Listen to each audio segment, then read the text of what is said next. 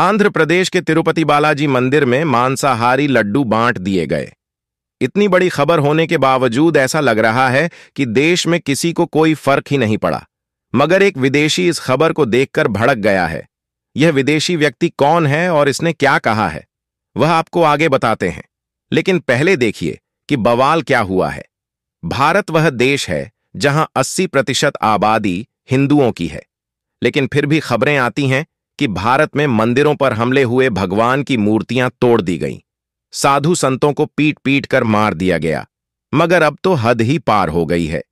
किसी ने नहीं सोचा था कि मंदिरों में बैठे कुछ करप्ट लोग ही हिंदुओं को धोखा दे देंगे। भारत के सबसे चर्चित और बड़े मंदिर, जहां देश विदेश से लाखों हिंदू आते हैं, उसी मंदिर में एक बड़ा खेल हो गया है। तिरुपति बालाजी में प्रसाद के रूप में जो लड्डू बांटे जा रहे थे, उनमें जानवरों की चर्बी मिली है। ये वो मांसाहारी लड्डू हैं जो लाखों लोगों को खिला दिए गए। कुछ लोगों ने मुनाफा कमाने के लिए वो सस्ता देसी घी खरीद लिया जिसमें जानवरों की चर्बी मिली थी।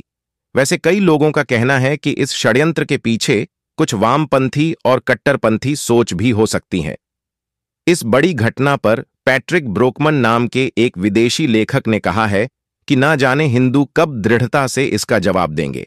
पैट्रिक को भी लग रहा है कि इतना बड़ा पाप होने के बावजूद हिंदू खामोश हैं, सवाल तक नहीं पूछ रहे, जो दोषी हैं उन्हें सजा देने तक की मांग नहीं कर रहे। बहरहाल, इसी बीच आंध्र प्रदेश के डिप्टी सीएम पवन कल्याण ने भी एक बहुत बड़ा ऐलान कर दिया है।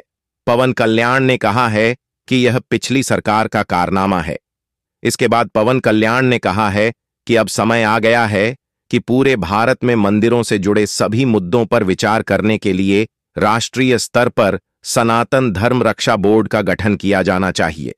हैरानी की बात तो यह है कि यह मामला किसी रेस्टोरेंट या फूड डिलीवरी कंपनी का नहीं है, बल्कि हिंदुओं के सबसे बड़े और पवित्र माने जाने वाले तिरुपति बालाजी मंदिर का है।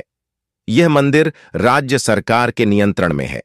अंदाजा लगाइए कि इसी राज्य की किसी इफ्तार पार्टी में हलीम और बिरयानी में लाड़ यानी स्वर की चर्बी मिलाकर सर्व कर दी जाती तो क्या बवाल हो जाता। मगर विरोधाभास यह है कि देश की संसद में खड़े होकर कहा जाता है कि हिंदू हिंसक है। यह वही देश है जहां पर बड़े बड़े नेता सनातन धर्म को जड़ से मिटाने की बात करते हैं, हिंदू धर्म की तुलना डेंगू से कर देते हैं।